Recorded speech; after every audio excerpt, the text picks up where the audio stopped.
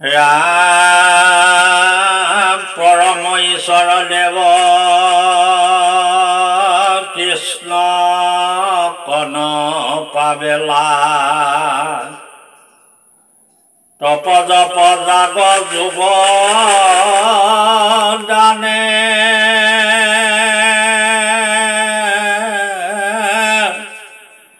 একান্ত ভক্তৰ পদ এনো শুদ্ধ চিতে মাথে অভিষেক নকৰ মানে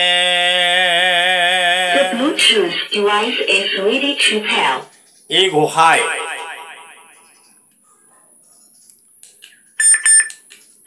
ঈশ্বৰৰ একান্ত ভক্তৰ পদৰেণুৰ মহিমা কীৰ্তন কৰিছে।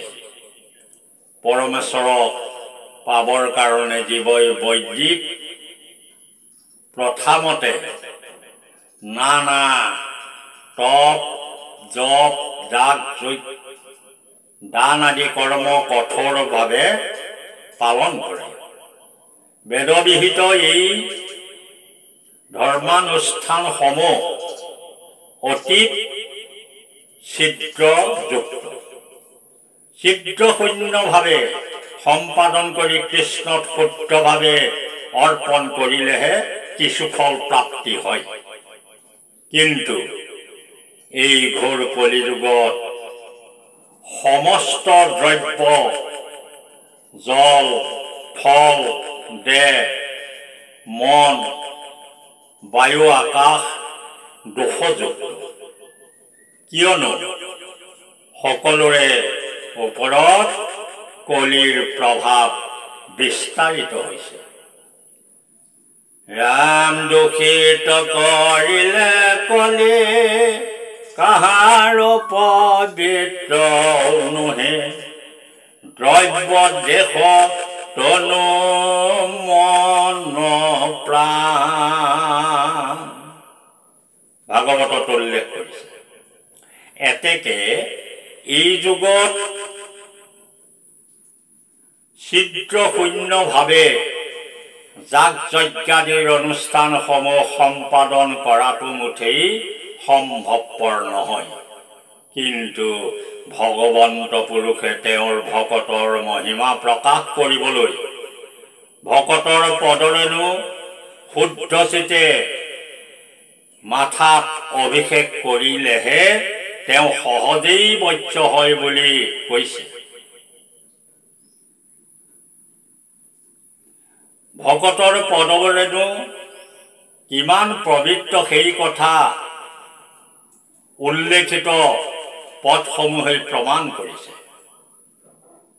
ভকতৰ ভগৱানৰ ২৪ অৱতাৰৰ ভিতৰত পৃথু অৱতাৰ এক অৱতাৰ। পৃথুৱে একান্ত ভক্তসকলৰ ওচৰতে এইদৰে প্ৰাৰ্থনা কৰিছিল। পাৰ্থিলন্ত পৃথু মহা জন সমস্ত শুনিও মহন্ত হব মোৰ অভিমত ভকতৰ পদৰেণু যাৱে জীৱ মানে কীৰ্তিৰ অগ্ৰতব শিৱ সাৱধানে তেবে সে মোহৰ হৈব জন্মৰ সফল পৰশ মাত্ৰকে কৰে পাপী কো নিৰ্মল। ভক্তি ৰত্নাৱলীত স্পষ্ট ভাষাত ৰাজা পৃথুৱে উদাত্ত কণ্ঠৰে ঘোষণা কৰিছে। ঠিক সেইদৰেই যদি আমি প্ৰহ্লাদৰ বচন চাওঁ, প্ৰহ্লাদৰ বচনত ভকতৰ পদৰেণুৰ প্ৰশংসা এইদৰে কৰিছে। যিটো কৃষ্ণ চৰণক নজানে তাৱত